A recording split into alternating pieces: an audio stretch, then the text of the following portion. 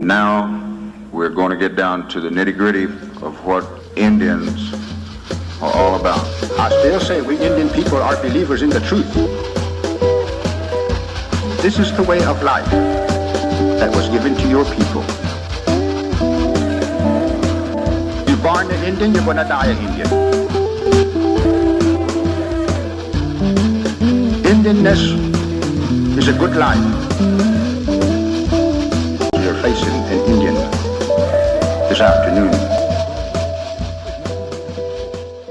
This week on Muskogee Vision, Monday, July 15th through Wednesday, July 17th was the filing period for candidates running for office in the 2019 Muskogee Creek Nation election. Individual candidate filings can be contested until Friday the 19th. With that in mind, here is the unofficial candidate list. For Principal Chief: Steve Bruner, David Hill, George Tiger, Monty Randall, Lucian Tiger III, Joseph Rogers Jr., Brenda Golden, Jackie Jackson, Timothy Goodvoice, Samuel Alexander. For Second Chief: Del Beaver and Adam Jones III. For National Council Creek District Seat A: Joseph Hicks, Dodie Warrington Barnett, Dean Hughes Jr. For National Council McIntosh District Seat A: Darrell Proctor, Charles Colbert.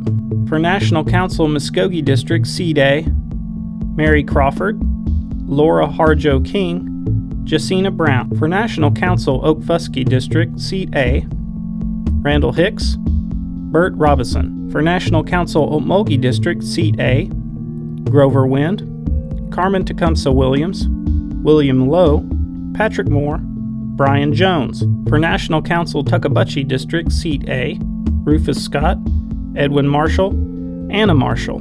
For National Council Tulsa District Seat A: Jerry Wilson, Cynthia Tiger, Robert Huft. For National Council Wagner District Seat A: Deidre Soap, Pamela Snyder Osmum, Charles McHenry, Terry Jorgensen. In the coming weeks until the primary, Muskogee Vision will be airing video profiles of each office and district. These profiles will consist of each candidate for each district or office answering a number of questions compiled from citizen suggestions. In order to air in the allotted time for the program, these profiles will be shortened if necessary, but all of the profiles can be viewed in their entirety on our YouTube channel. Since we are currently recording and editing the interviews for these profiles, this week we feature 2 archive segments of From the Vault. Thanks for watching Muskogee Vision.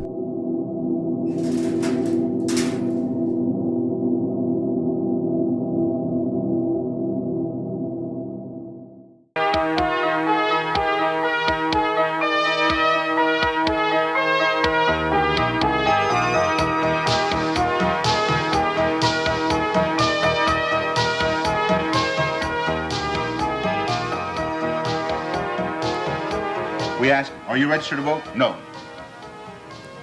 So if you're not registered to vote, you don't vote. No, I don't vote either. So we ask, why? Well, son, let me tell you, he said, I used to register, and I used to vote. As a matter of fact, in the Second World War, I voted for Roosevelt, and I was off fighting in Germany somewhere. Voted for Roosevelt. Then he came back, and he voted for Truman. Then he voted for Lyndon Johnson. Then he voted for the saint. He voted for Kennedy. And the streets still didn't get paid. So he said, you know what? I'm not going to register and vote anymore because nothing changes when I vote. Just as Mr. Velasquez has pointed out, Indian people don't perceive that the election process works for them. Historically, American Indians have never got involved in the political process here in the state of Oklahoma. Indians weren't allowed to vote until 1924. Because of recent anti-Indian legislation, a statewide effort was initiated through the OK Indians Vote Project of the United Indian Nations in Oklahoma to motivate Indian people to become involved in the political process. A canvassing kit should be made up of several items. It should have a canvasser's instruction sheet. It should have instructions on reminding the registrars what they should do in registering people using the affidavit. Each line should refer to... Comprehensive workshops were conducted for delegates of 25 tribes in the state of Oklahoma for the purpose of implementing registration drives, identifying Indian voters and registrars. Some states where In an attempt to identify registered Indian voters, the OK Indians Vote Committee began checking individual tribal membership rolls against voter registration records, which identified voters as well as potential Indian voters that needed to be registered. An extensive public relations effort through the use of various media was implemented to provide the Indian population important information on the OK Indians Vote project. Helen Chilaki, chairperson of the project, provides an overview for Native America Today viewers in the Oklahoma City area. Helen, it is a big political year here in Oklahoma, and Indian people more than ever, because of recent activities that you and I are well aware of, need to get involved in the political process, and your involvement in voter registration is probably the key. Your comments on that? Well, at Creek Nation, we have always encouraged our Indian people to register and vote, and they pretty much have done that, but we have never recorded any statistics on it, and that's one of the things that we're in the process of doing right now, making up what I call my tough list, because without any statistics behind us, you know, people say, what have you to offer? Well, we can say we have this many voters, you know, that cares what's going on. And as I became more active in this, I found out that the other tribes across the state have the same concerns that we do, and they were doing things about it too, but there was not a coordinated effort. And by expressing this concern, and when we formed the United Indian Nations in Oklahoma, and expressing that concern, well, I was named chairman of the Voter Registration and Political Education Committee. And this is something that I really haven't had to do a lot of going out and getting people to work with me, because they're coming to me, they're wanting to do something about it. And the encouragement that I'm getting from these people is that I know that the whole campaign is just going to be a success. And we are working right now with 25 different tribes, and all of those tribes are they're checking their membership list against voter registration list, and we're coming up with numbers. And a lot of the candidates in the upcoming elections, the ones that have already announced and the ones that are going to, have been contacting us because they realize the potential megaforce that we can become through our Indian bloc voting. One of the objectives of the project was providing the Indian population candidate information. This objective was done through a candidate forum sponsored by UINO. Candidates for statewide elections were in attendance, as well as representatives from 15 major tribes in the state of Oklahoma. The Indian people listened intently to the candidates' platforms and were given an opportunity to ask questions later in the forum. Danny Littleaxe, chairman of the United Indian Nations in Oklahoma, presided over the forum. And I would like to welcome those of you that's representing the candidates. I'd like to welcome those of you that are candidates. We're here today to hear from you as candidates and what you can do for the Indian people in this state and for the tribal governments. We're concerned and have been concerned with many governmental type problems we've had throughout the state in the past few years. I see a dual responsibility to the Indian people, that being the first responsibility is to educate themselves to the ways of the world and to the political system. Second, their biggest responsibility is to educate the world to the way of the Indian people. When these two responsibilities are accomplished, I think we'll see a positive change for tribal governments in any kind of a state-tribal relationship. Houston Ross is a tribal council member of Seminole Nation of Oklahoma, and he's been involved in organizing an Indian Voters League. He provides comments on participation at the community level. I think the idea of voting is people out there in the backwoods, so to speak, taking interest, as far as I can tell, and there's more registration that went on in our primary election, and we have, that I know of, is 2 Indian voter registers, and they're been out throughout our county and registering people. So I think they, as far as coming out to vote, enthusiasm is picking up. I think if we can keep it up and tell our people to get involved and that to be involved is important and for our cause, and that's what's going to take to relay our message to people in Washington or the representative from our county and states. And I think people are waking up to that this is important. Duane Miller, chairman of the Seminole Nation Voters League and an employee of the Seminole Nation tribal government, comments on tribal government participation. We felt a need to get our people together and get them registered and have some impact here in Seminole County. We estimate we represent about 20% of the county, but up until then we haven't had any type of impact. We felt we were passed over and we weren't included in the political system, Helen. And your organization was instrumental in getting us motivated, the UINO. And we talked about it. We had meetings in people's homes, and we felt that there was a great need to get our people together. The Seminole Nation has always been conservative in that we kind of keep to ourselves, but we felt that now was a time to branch out and get involved with the political system. So we organized and became fluent in the politics of the county and the state and on the national level. Mr. Ross here has been instrumental in getting people from his area together, and we felt that the Indian people throughout the United States, throughout Indian country, are going to have to get involved. We can't be isolated anymore. Those days are over with. We've seen the impact that the political system has on us as Indian people, and if we don't stand up and defend our rights, then no one else will. And we want to put candidates in office that are going to be favorable to Indian policies and honor our treaties. As the elections drew near, the United Indian Nations in Oklahoma held a statewide meeting to endorse candidates. Kelly Haney, a well-known artist and respected political figure, was one of the candidates endorsed by UINO.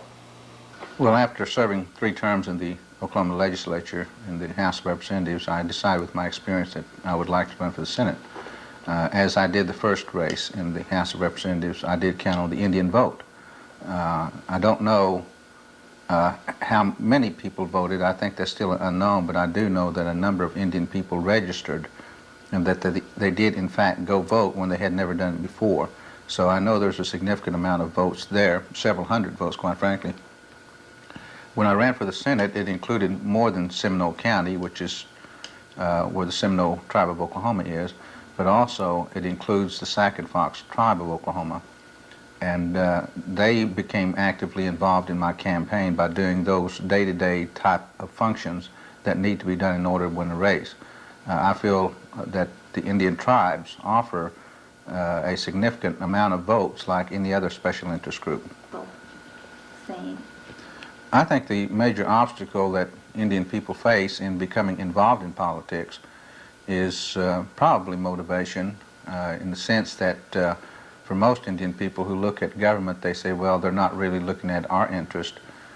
So one has to ask a question, you know, can government provide service to Indian people in state governments, particularly in county governments and school boards and so forth? And if so, how can they do it? And I think motivation is a real serious problem. When I ran as an Indian, they knew that I would have an interest in looking after their interest, and they had an interest in electing me. And so they registered and they voted. As many people have observed, and yourself in this district, as a result of my motivating and causing Indian people to register and to vote and becoming a bloc, a special interest group, if you will, in this area. Many of the local races are now concentrating on the Indian vote. People who are running for state representatives, the county offices, and there are more Indian people now interested in running for school boards. One of the problems that Indian people have in getting involved is that they don't understand how the process works within the state or county governments. Now, Indian people are not without experience in campaigning. I've been involved in tribal government, as you know, both as a councilman, as a planner and manager for the Seminole tribe, so I'm aware of the process and the procedure in tribal government. And most people concentrate their efforts there. What we're asking Indian people to do now is go into a larger circle, which includes state, county, school boards, that kind of, in city elections, city council elections. They have to understand that system and how it works and how things happen. The bottom line always, what can this candidate do for me, number one, as an individual, number two, as an entity of tribal government, or do they have the same interest that I do about any issue, whether it's education, roads or bridges, law enforcement, so forth and so on. And I think that's kind of where it's at. Indian people simply need to go through an educational process as to how one gets there, with training, seminars, workshops to help Indian people to get politically involved so that they understand not just to go register and vote, but that's the main part, but how to organize, how to work for a candidate, how to influence other people to vote for that particular person that you want elected. And that's what's happening in Oklahoma today. The Indian tribes in Oklahoma now are becoming a force. And we have been here all the time. The votes have been here all the time. It is now, people are actively involved in getting people registered, educating them to go vote, and so on, and becoming a bloc. And I think that's important. As my being in the legislature and being able to help and prove myself, prove to many people beyond Indian people that I have the ability to perform for them.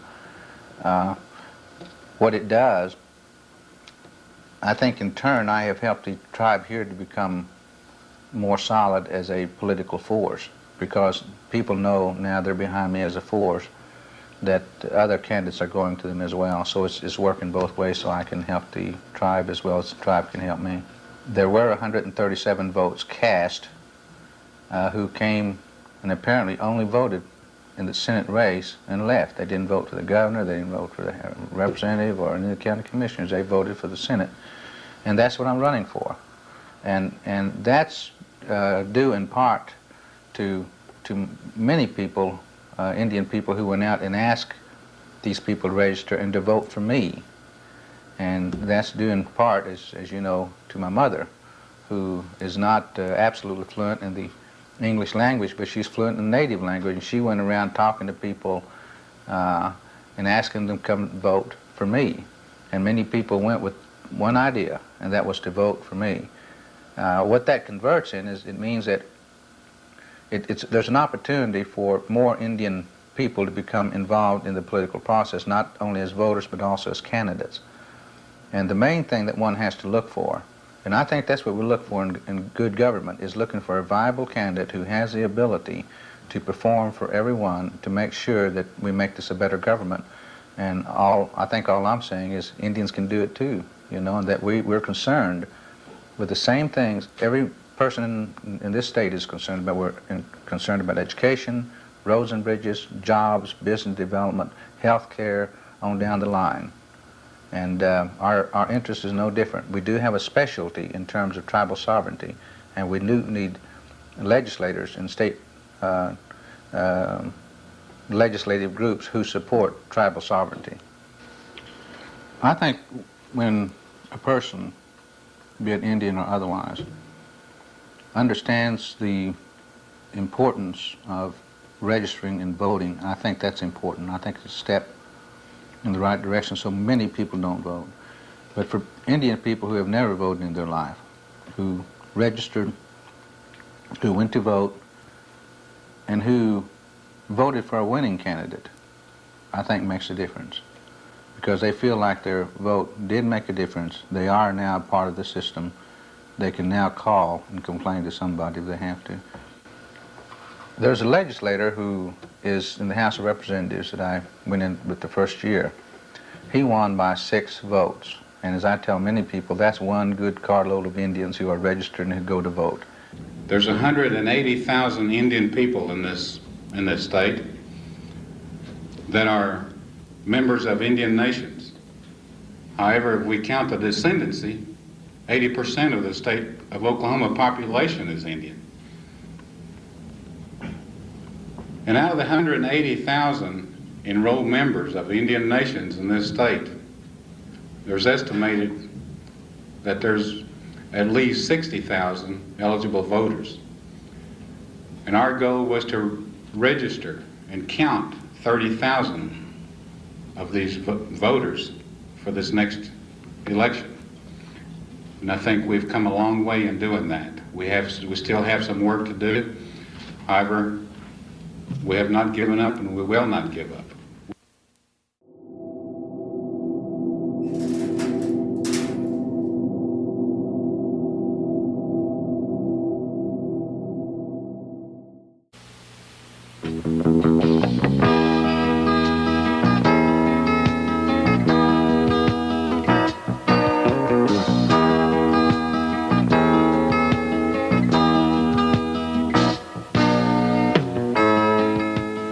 Creek Nation's Head Start program provides a great way for 3, 4, and 5-year-olds to get a head start in life.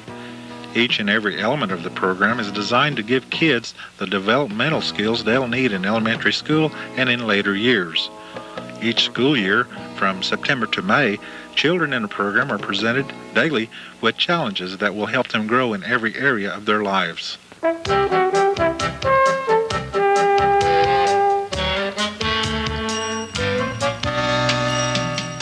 A typical Head Start day begins at 9 a.m.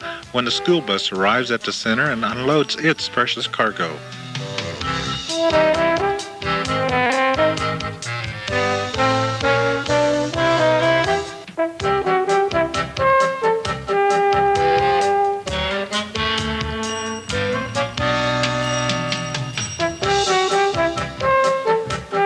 Arrival time includes a warm welcome from the teachers, a morning health check, and a good hand washing.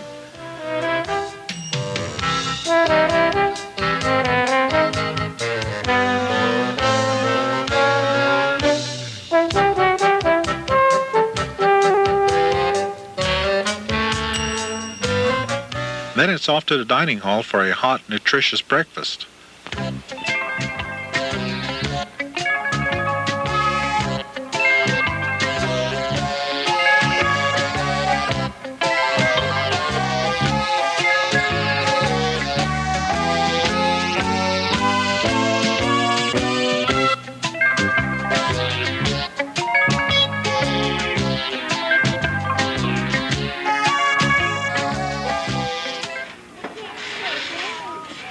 A few minutes of outdoor play give the kids a chance to burn off some energy and add to the development of gross motor skills.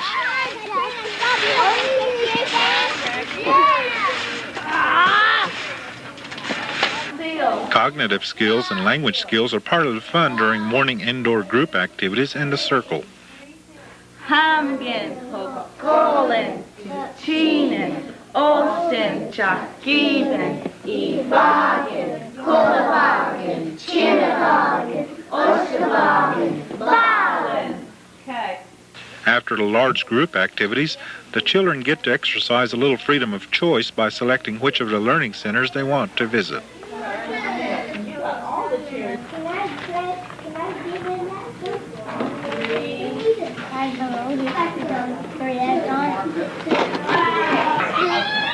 A wide variety of fine motor skills, self-help skills, and social and emotional skills are developed during Learning Center activities as well as throughout the day. At 11 o'clock, everyone participates in cleaning up the learning centers and getting into some more good old-fashioned outdoor play. At noon, a nutritionally balanced lunch is served, immediately followed by vigorous toothbrushing. The afternoon begins with music activities in the circle, including singing, dancing, and exercising to the music.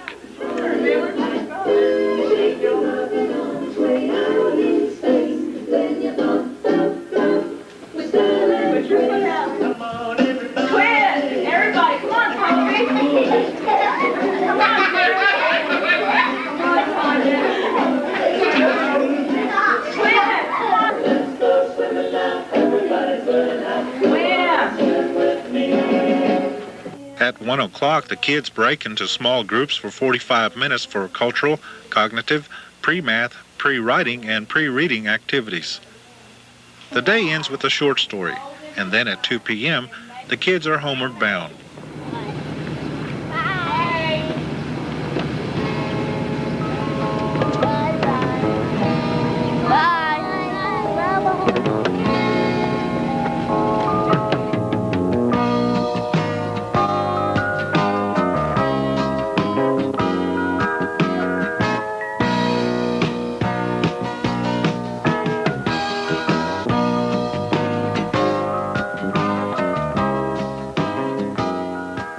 In April, near the end of the Head Start calendar year, the Little Olympics are held at the Tribal Capital Complex in Okmulgee. On your mark, get set, go! All 4 Creek Nation Head Start centers participate in the games, which feature lots of running, jumping, and bouncing. Every little athlete who completes an event wins a ribbon, and each Head Start center takes home a trophy. There are no losers in this event.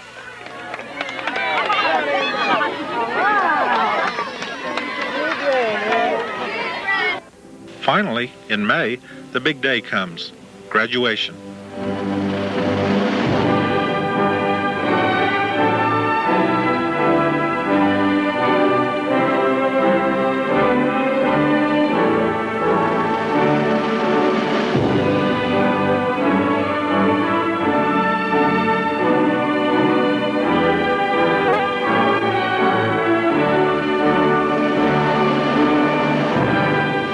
Parents, teachers, and program administrators celebrate the end of a hard year's work while promoting a sense of the pride of accomplishment in their youngsters.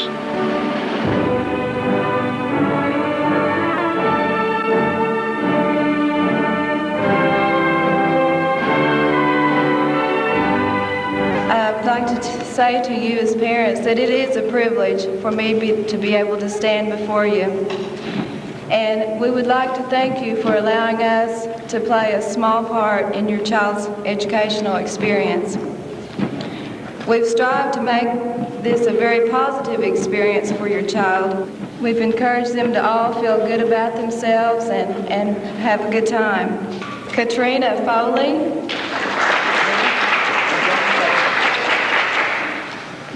Toby Watashi.